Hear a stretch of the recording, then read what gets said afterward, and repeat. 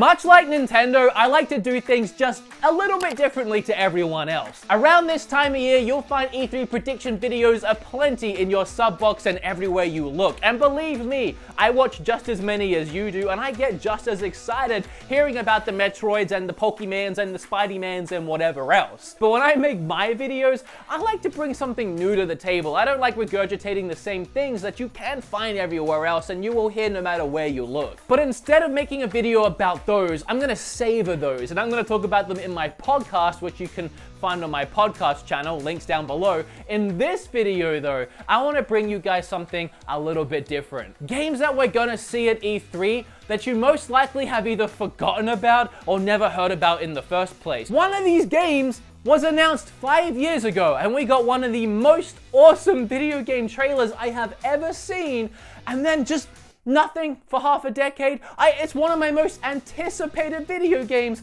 and I still know nothing about it in 5 years of my life. But this E3 is supposed to be the time. So I hope this video reminds you of a few games you maybe forgot about, or introduces you to some games that you can be excited about this year. Saving the best till last, let's start with Skull and Bones. Now, as is becoming very common at E3, we're hearing about games a year or two in advance and then seeing nothing for the longest time. Looking at you, Final Fantasy VII, which, trust me, no one's forgotten about. And one of those games last year was Skull and Bones. We saw a cinematic trailer and a gameplay trailer, and we've heard nothing about the game from Ubisoft since then. And something that may play into the complete radio silence is the fact that Sea of Thieves came out and there was such a big deal about it, love it or hate it, it definitely made some waves. As I was saying that, I realized I was going to end up being a pun, but I didn't mean it to be. So maybe that's why they've been so quiet. But if you like the idea of Sea of Thieves, but felt it was missing oh so many things, then Skull and Bones might be the game for you, and I'm actually really excited for this one. It's a tactical action game set in an open world environment and played from a third-person perspective. Players take control of a very customizable pirate captain and may choose to sail the Indian Ocean by themselves and set sail off in a single-player campaign,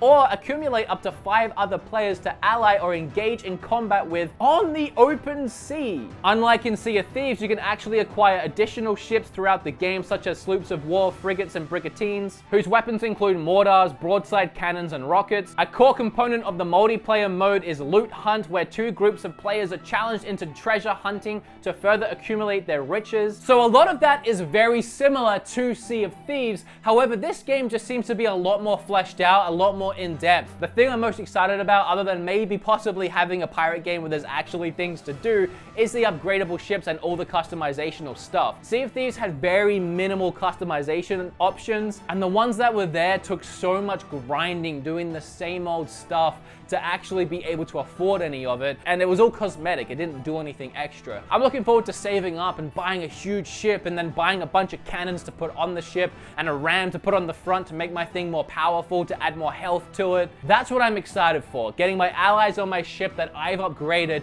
and blowing the heck out of other players with my hard work. I've always been a pirate fan, so I'm excited for Skull and Bones, and I hope we hear more about it this year than just one quick trailer. Does anyone else remember Serious Sam? I sure do. I played a ton back in the day. Well, Serious Sam 4 is making its debut at E3. Serious Sam 4 reignites the classic series and takes you on an adventure full of bullets, guts, and one-liners. Featuring the world-renowned signature Serious Sam gameplay on a brutal, bigger scale and not a single desert level. This game was announced back in June of 2014. To help fund the development of this game, Crow Team, the developers, released the Serious Sam Humble Bundle, from which all the revenue went towards the game. The reason I'm interested in this game is, well, I played it a lot when I was younger, so I'm very curious to see how this one turns out. But when I was looking for these kind of games online, it actually was next to a bracket that said Switch and nothing else. It stands to reason it will come to PC and maybe PlayStation 4 and Xbox One, who knows. I don't know if that was a typo, but I would be curious to find out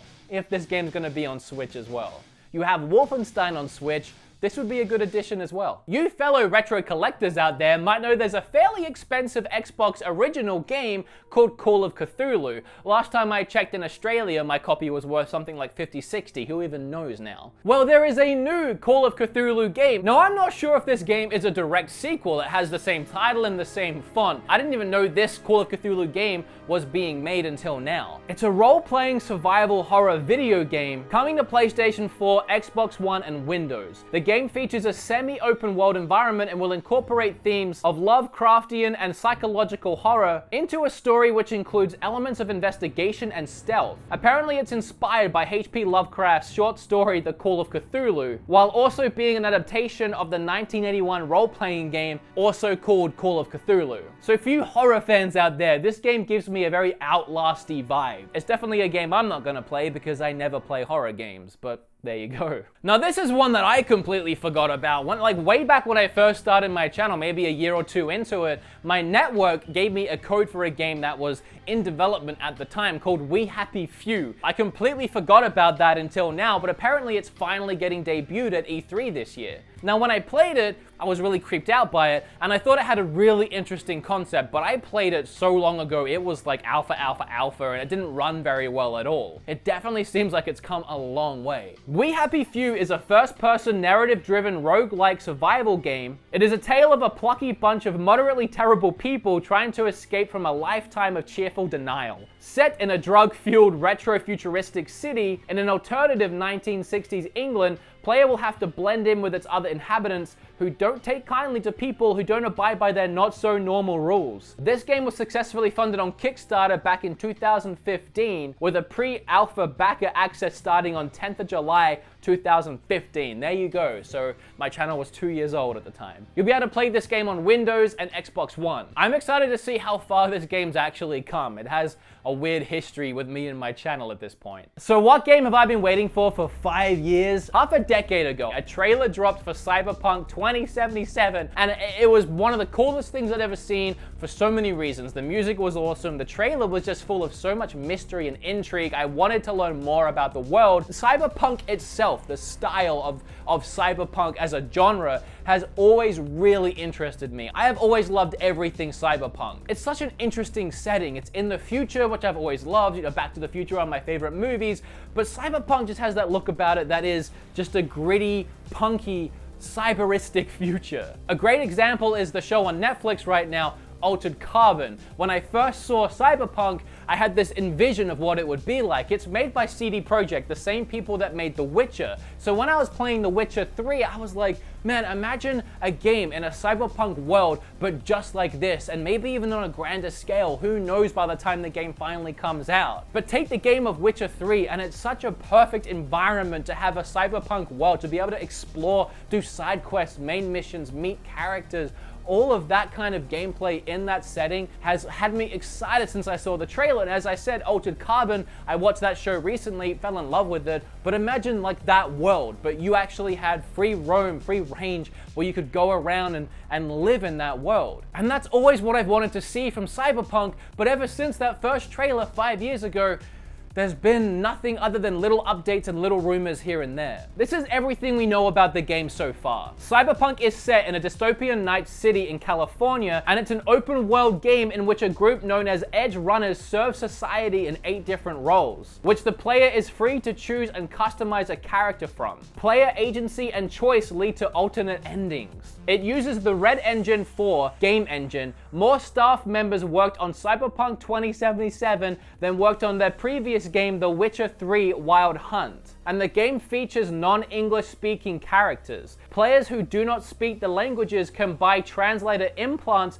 to better comprehend them. Depending on the advancement of the implant, your quality of translations will vary, with more expensive implants rendering more accurate translations. Originally, it was announced to launch with multiplayer, but fortunately, they decided to later focus on its single-player aspects. So if you actually want to interact with all these characters, you need to buy implants. And it's things like that that have always intrigued me. That stuff in the future that we don't know about yet. Things that we could only imagine in our wildest dreams. I don't know, I love things like that. I wish I could go into the future for a little bit, and that's what I'm hoping to get a simulation of in this game. So if you're watching E3 and you're seeing gameplay of Cyberpunk, just know that somewhere out here in Texas, I'm losing my mind. I'll probably be live streaming it actually. I'll be losing my mind of finally seeing gameplay of this game. I've been waiting so long. I am excited. So there's several games that you probably won't hear anyone else talking about. Did you actually hear anything on this list today that reminded you, oh yeah, I've heard about that? Or just something you've never heard about before? I would love to know down below. And while you're down there in the comments, remember to hit that like button and subscribe because we become best friends. And I know there's probably a lot of you out there that might actually be interested in what I'm looking forward to at E3 or what I predict from E3. And I'm sure I have my own predictions. Actually want to hear them. I'm recording a new episode of my podcast within the next 24 hours, and that'll be up within the next 48 hours. So if you don't want to miss it, make sure you subscribe to my podcast channel. There'll be links down below. I really love doing the podcast, and I'm super excited to talk about everything E3 in it. And trust me, it's the kind of thing that is going to take an hour, because once I start talking, I just ramble and ramble and ramble and ramble. I need to have Eric with me on the other end of Skype, so after about 20 minutes of Metroid talk, he can say, hey, maybe we should move on to something else. Oh, also, this was a new camera. It's a new camera. I don't know if it looks different to you, if you're sitting there thinking, this looks a little different to normal. Yeah, it's new. And it's new settings and everything, so I don't know if it's gonna look good, bad, horrible. If you have recommendations, let me know. I'm hoping it looks good. You look good.